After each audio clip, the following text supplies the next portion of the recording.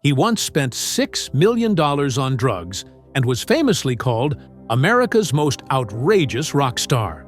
But then one day, he sold one of the rarest supercars in the world for $1.2 million just to build a home for abused women. Steven Tyler, the legendary frontman of Aerosmith, has collapsed on stage, been taken to court over a controversial relationship from his past, and faced more public scrutiny than most could ever imagine. Yet through it all, he not only survived, he thrived. Today, he lives in a $4.8 million oceanfront estate in Hawaii, where the fish tank in his living room is so massive, visitors have mistaken it for a luxury spa. He doesn't run from scandal. He doesn't offer excuses. Instead, he turns to music and to action to make things right, to heal, and to help in ways no one ever expected from a rocker who once defined rebellion. His luxurious lifestyle, his shadows, and the unexpected path he's walked toward redemption may just change the way you define what it truly means to be a legend. Have you ever imagined a young boy growing up in a modest apartment where the sound of his father's piano was the only thing that warmed the room, daring to dream of the world's brightest stages? A boy who was expelled from school, who kept his dream of music buried deep, almost as if it wasn't something he was allowed to say out loud. And yet, that very same boy, in a way no one ever expected, would one day write the epic saga called Aerosmith. Steven Victor Tallarico, that was his name before the world knew him as Steven Tyler, was born in 1948 in Yonkers, New York, to a family that lived simply but loved music deeply. His father was a classical pianist, and his mother had studied opera. Music filled the home every day, but money was always tight. The Tyler family was rich in love, but frugal dinners and a tightly stretched budget were part of daily life. In an environment like that, dreaming of the spotlight wasn't easy. From a young age, Steven was completely absorbed in music. He would sneak into the bathroom, turn on the radio, and spend hours in front of the mirror pretending to be Elvis or Paul McCartney. If someone got too close, he'd quickly turn the volume down and pretend he was just brushing his teeth. Music was his secret world, a private space where he could be himself. As Tyler once said, "When I was young, I thought being a star was a dream you weren't supposed to say out loud." At school, Steven wasn't the model student. At Roosevelt High, he was often seen as odd, too dreamy, too different. A run-in involving controlled substances got him expelled, sending him into a turbulent chapter of his life. But rather than spiral downward, Steven took a different path. He enrolled at the Quintano School for Young Professionals, a more open-minded school for aspiring artists. For the first time, his voice was truly heard. Teachers and classmates encouraged him to sing more. One classmate once said, "The first time I heard Tyler sing, I got chills. There was something different about him." During this time, Steven also began performing with small local bands. These weren't glamorous gigs, no spotlight, no cheering crowds, just a handful of bar patrons, the clink of glasses, and wooden floors that vibrated with every beat of the drum. Still, Tyler sang with his whole heart. Not for fame, not for money, but because, in those moments, music was everything. He idolized Elvis Presley, the Beatles, and most of all, the Rolling Stones. But unlike Mick Jagger, who studied at the London School of Economics and had a clear path, Steven had to carve out every step for himself. From small-time gigs to every single moment on stage, no matter how humble, he made his own way forward. Steven Tyler's early life wasn't one of pure hardship, but rather a mix of struggle and quiet passion. He didn't have the means or the connections, but he had the will. Every step he took, Every lyric he sang was an act of defiance, against doubt, from others and from within. Before there was Aerosmith, before he ever sang Dream On to a crowd of thousands, Steven Tyler had to learn how to believe in his own dream, even when no one else did. And he proved that no matter where you begin, a determined heart can lead you to the world's biggest stages. What happens when a young man who once hid his dreams in the bathroom mirror suddenly finds himself singing before tens of thousands of fans, with a voice powerful enough to shake an entire stadium? When Steven Tyler first stepped onto the stage at Madison Square Garden, even he might not have believed that the dream he once kept locked inside would someday echo through the voices of millions. Aerosmith was formed in 1970 in Boston. Back then, no one knew who they were. They drove themselves to gigs, packed their instruments into a beat-up van, and played wherever they could. Small-town bars, county fairs, and local clubs. Tyler, along with Joe Perry, Tom Hamilton, Joey Kramer, and Ray Tabino, started with almost nothing. But they had one thing that couldn't be replaced: a burning passion for music. Steven Tyler quickly became the band's unmistakable centerpiece. His soaring vocals, electrifying stage presence, and gift for captivating an audience, from the front row to the nosebleeds, set him apart. The scarves wrapped around his microphone stand, the wild long hair, the constant motion on stage. It all created a persona no one could ignore. The early years were anything but easy. They played night after night, with little rest and even less money. Sometimes they lived so frugally it bordered on survival. But Tyler never let go of his passion. He kept writing, kept rehearsing, and kept believing in the path he was on. The turning point came in 1975 with the release of Toys in the Attic. The song Dream On, initially overlooked, made a powerful comeback and became an anthem. With Sweet Emotion and Walk This Way, Aerosmith exploded into mainstream success, becoming one of the most beloved rock bands in America. They were no longer just a local act. They were a phenomenon. But with success came new challenges. The grueling tour schedules, mounting industry pressure, and media attention took a toll. During this time, Tyler and Perry both spiraled into addiction, a period they would later call their dark years. Still, the music that brought them together in the beginning would eventually bring them back. After time apart and personal struggles, they reunited in the studio. Out of that reunion came the groundbreaking collaboration with Run DMC, a reimagined Walk This Way that didn't just revive Aerosmith, but made history by bridging the gap between rock and hip-hop. Aerosmith's resurgence in the 80s and 90s marked an entirely new chapter. They released a string of hit albums like Permanent Vacation, Pump, and Get a Grip. Songs like Crazy, Cryin', and Janie's Got a Gun not only topped the charts, they became cultural milestones, amplified by MTV's influence. Steven's daughter, Liv Tyler, even appeared in several of their music videos, bringing the Tyler name into living rooms across America. "I've fallen hard," Tyler once admitted in an interview, "but music has always brought me back." And with artistic success came financial triumph. The Get a Grip album sold over 22 million copies worldwide. Their world tours consistently sold out massive venues, from Tokyo to London, New York to Rio. Each tour grossed tens of millions of dollars, with some estimates placing Tyler's personal fortune at over $150 million. But Tyler didn't stop at music.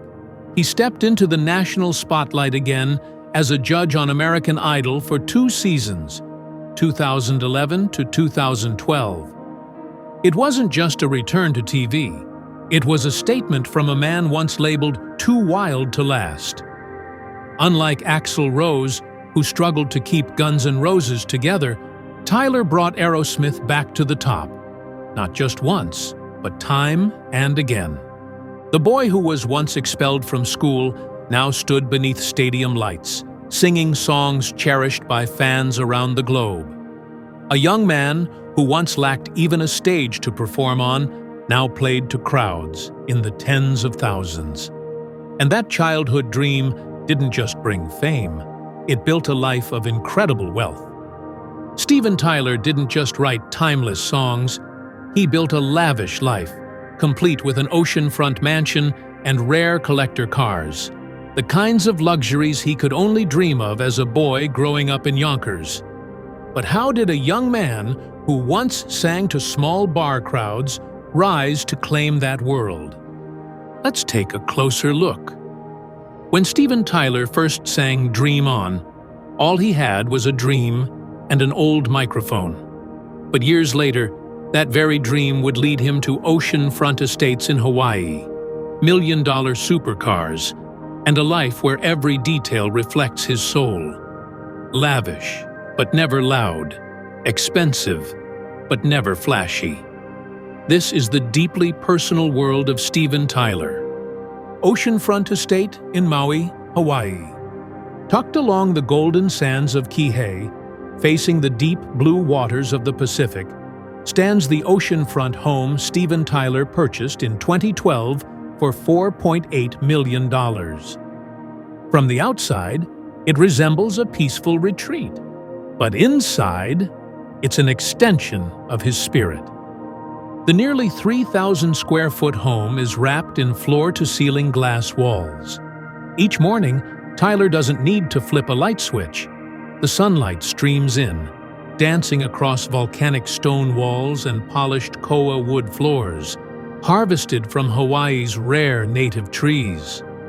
The living room opens onto a spacious lanai where Tyler has spent hours writing music with nothing but an acoustic guitar and the sound of the waves as his backing track. Inside, the design reflects a Zen rock and roll aesthetic. Natural wood, earthy tones, bold splashes of oil paintings and vintage crystal chandeliers. Just beyond the living room lies an infinity pool where the horizon seems to melt into the water. And tucked in the garden, a koi pond filled with rare fish, which Tyler personally tends to, like kindred spirits. He once called this home the place where I can hear myself think. In Maui, there are no crowds, no stages, no spotlights, just Steven, and the man he becomes when the music fades. After every tour, this is where he returns, to be a father, a grandfather, an artist in search of something new.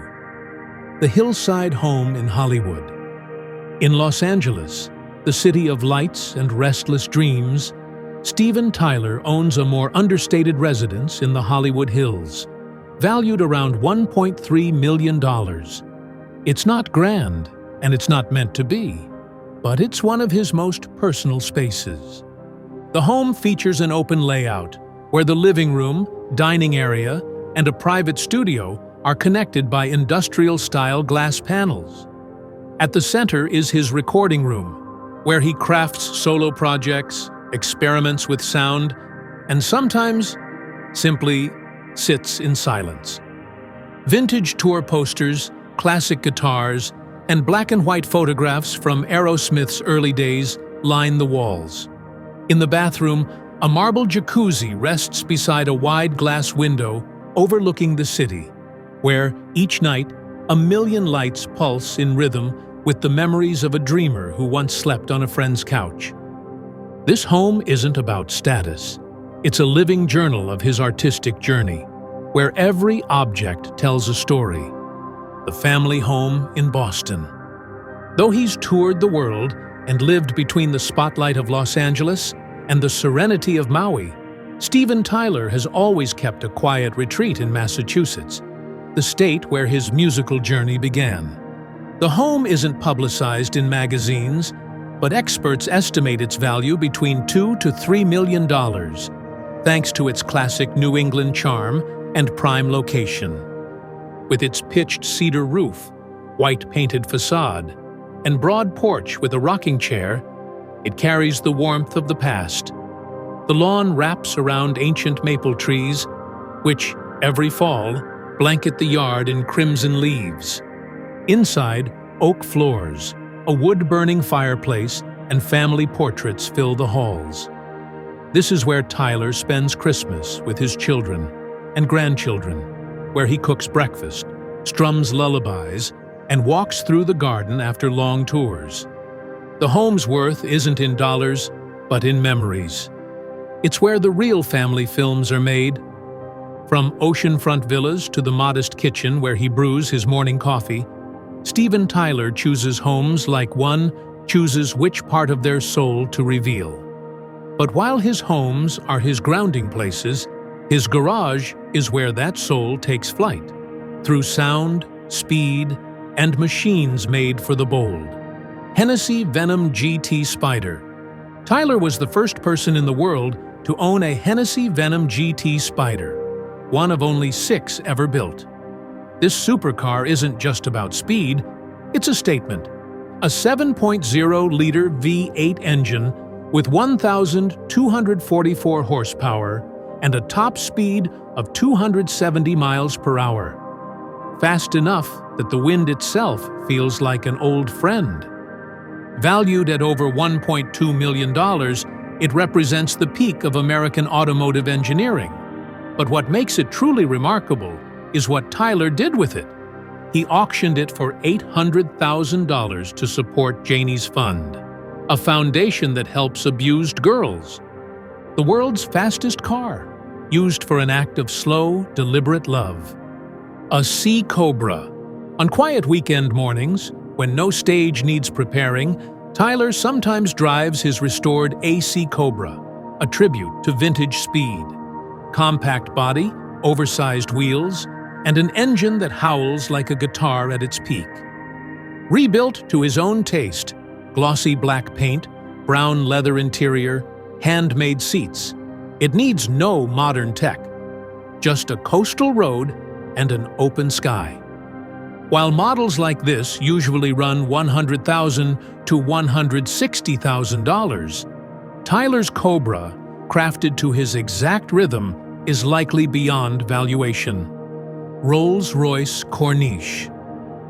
Imagine Steven Tyler, long hair, signature scarves, stepping out of a silver Rolls-Royce Corniche convertible with ivory leather seats. This is his ride of choice when he wants to make a classic entrance. Though it's no longer new, the car is impeccably cared for, like a grand piano on wheels. Valued between $60,000 and $100,000, it carries a charisma no modern supercar can replicate. Ford Model A. Amid his futuristic collection, Tyler keeps a living piece of history. A late 1920s Ford Model A. No glitz, no growl, just the hum of jazz-era craftsmanship. With wooden wheels and a delicate steering column, it's a time machine on 4 wheels. He may have first seen one of these in an old film as a boy in Yonkers, and now he owns the real thing. Market value, around $20,000 to $30,000. To Tyler, it's priceless. These rare cars speak to his passion for velocity, but Tyler's world extends far beyond the driver's seat, into custom motorcycles, hidden recording studios, and a fashion sense no one else dares to copy. Dirico Motorcycles. In 2007, Tyler co-founded Dirico Motorcycles, a high-end, American-made brand of custom bikes. Each one bears his signature flair. Classic rocker meets American muscle. Prices range from $30,000 to $60,000, and they've become collector's items among enthusiasts. Photographs of Tyler cruising down coastal highways have become symbols of freedom themselves. Silk scarves and signature style. The scarf-wrapped microphone isn't just an accessory, it's a trademark. Tyler owns hundreds of vintage silk scarves, many custom-made for his tours. His wardrobe, bold colors, oversized sunglasses, high-heeled boots, isn't about showing off. It's his way of telling stories in color. Private studio. In his Hollywood Hills home, Tyler has a personal studio where he records solo tracks and explores new sounds. No press, no crowd, just silence, memory, and creativity. "Some songs I write in hours," he once said. "But a chorus? Sometimes I live with it for a year." Books, royalties, and the legacy of sound. Tyler is also the author of Does the Noise in My Head Bother You?, a New York Times bestseller that brought both critical acclaim and royalty income. He owns the rights to many of Aerosmith's biggest hits, including Dream On, Crazy, and Janie's Got a Gun. With millions of streams annually, they remain a steady revenue source, and perhaps the most lasting asset any artist could hold. It's not the spotlight, but the moments in the dark that truly test a person. For Steven Tyler, life's hardships didn't just leave scars. They forced him to pause, reflect, grow, and ultimately live more truthfully. There was a time when Steven Tyler had everything: fame, fortune, and the love of millions. But he also stumbled, not once, but many times. And through those trials, a different image of Steven Tyler began to emerge: resilient, self-aware, and constantly evolving. In the 1970s, during Aerosmith's golden era, Tyler lost his way in a haze of addiction. He became caught up in a whirlwind of parties, substance abuse, and the unrelenting pressure of performing. There were moments when he had to be wheeled through airports in a wheelchair. He once nearly collapsed on stage. But the one thing he loved more than anything, music, pulled him back. In 1986, after an intervention by his bandmates, Tyler made the decision to enter rehab. Not because he was forced to, but because he wanted a fresh start. "Getting clean was the hardest thing I've ever done," he shared in an interview with People, "but it gave me a second chance." Years later, just when it seemed he had conquered those demons, Tyler faced another challenge. In 2022, following surgery and the use of prescription painkillers, he relapsed. This time, he voluntarily returned to rehab and canceled a full lineup of performances in Las Vegas. It wasn't a fall, it was a statement, a message to his fans, especially those who had grown older with him, that it's never too late to make things right. That same year, Julia Holcomb, a former girlfriend from the 1970s, filed a lawsuit regarding their relationship during her teenage years. The case stirred controversy, especially in today's media landscape. But instead of reacting defensively or casting blame, Tyler chose silence. He continued his work through Janie's Fund, a charity he founded in 2015 to support young girls who have experienced abuse or abandonment. Though the fund is unrelated to the lawsuit, it has become one of Tyler's deepest commitments in his later years, as if he's determined to bring something good out of a complicated past. Many have compared Steven Tyler to fellow rock legends like Jimi Hendrix or Janis Joplin, icons whose greatness was overshadowed by personal darkness. But Tyler chose a different path. He didn't escape the darkness. He learned how to walk through it. He built a family, raised his children, and launched a foundation, not to erase mistakes, but to create something meaningful in their place. "I'm not trying to be perfect," Tyler said in a recent interview. "I just want to live a life that matters." And from those low points, he built something far greater than fame. Not just the timeless hits or the millions of records sold, but a quiet legacy built on action, not words. So how does a rock star change lives? Not with the spotlight, but through the things he quietly chooses to do each day. That's the story worth telling. After scandal and missteps, some people choose to step away. Others keep going. Steven Tyler chose to keep going, but in a different direction, toward those who needed him most. Unlike many rock stars of his era, some of whom retreated into private estates or turned away from public life, Steven Tyler chose action. He used the pain and lessons from his own life to support young women who had no one else to turn to. In 2015, he founded Janie's Fund, a charity named after the song Janie's Got a Gun, which tells the story of domestic abuse. But for Tyler, it wasn't just a name, it was a promise. Since then, the fund has raised millions of dollars, helping thousands of young girls across the United States who have suffered abuse, abandonment, and neglect. Janie's Fund partners with respected organizations to provide shelter, medical care, trauma counseling, and job training. One of its most meaningful achievements is Janie's House, a 24/7 safe haven for female victims located in Atlanta. What many don't know is that to help fund the foundation, Tyler once auctioned off his prized Hennessy Venom GT, a supercar so rare only 6 exist in the world. It had been a symbol of pride, but he gave it up for something greater. He also organizes Jam for Janie, an annual benefit concert that brings together renowned musicians, all united by the belief that every person deserves healing. Unlike artists like Ozzy Osbourne, known for his rebellious persona and rarely associated with philanthropy, Steven Tyler has become known as someone who uses music not just to entertain, but to soothe the wounds of others. He doesn't seek praise, he doesn't make headlines, but through quiet, powerful gestures, from writing a song born of guilt to building a home for girls he's never met, he makes one thing clear: he's trying to bring hope.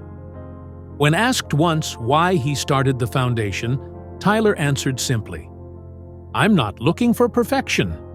I just want those girls to know someone understands, and someone cares enough to help." In a world where many stars leave behind only a brief burst of fame, Steven Tyler is leaving something far more lasting. A place to feel safe, a song to hold on to, a small act that could change someone's life forever. Tyler's legacy isn't just measured in oceanfront homes or chart-topping hits. It's in the doors he's opened for people who thought they had nowhere left to go, to give them another shot at life. "I want to bring hope," Tyler said. And from a poor kid in Yonkers to a man changing the lives of thousands of young women, that journey is more than the story of a musician. It's the journey of a human being.